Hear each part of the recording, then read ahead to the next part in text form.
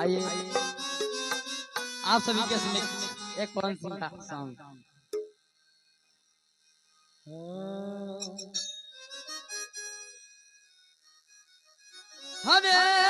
हमें प्यार पूजा,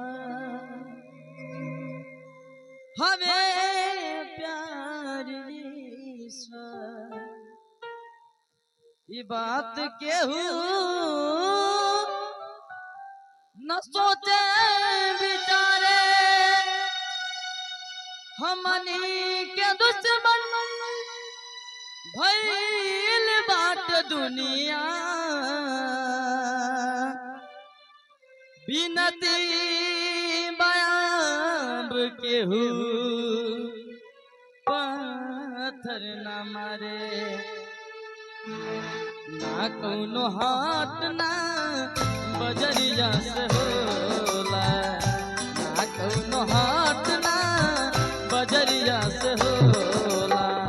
उमरिया करो नजरिया से होला, उमरिया करो नजरिया से होला। कहाँ कौनो जात पात पूछे लगियारा, कहाँ कौनो जात पात पूछे लगियारा। सनहिया सिंगार हो समरिया से होला, ना कौनो हाट ना बजरिया से होला, ना कौनो हाट ना बजरिया से होला। उमरिया के रोग नजरिया से होला, उमरिया के रोग नजरिया से होला।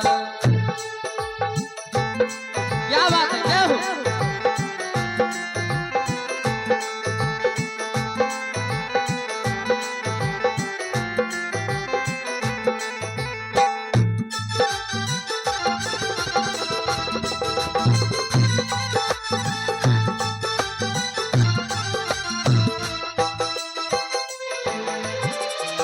दहिया हमार हकदार बस तुम के, इनका के मत मारा जा, मार दो जहम के हो।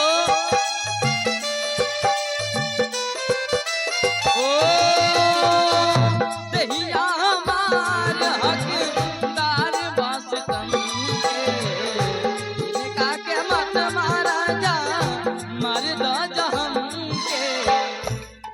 फैसलाना कतरिया से होला, फैसलाना कतरिया से होला।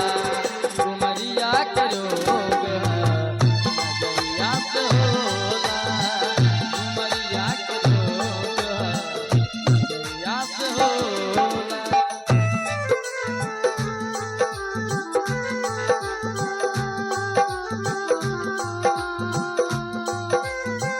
क्या बात है, वाह।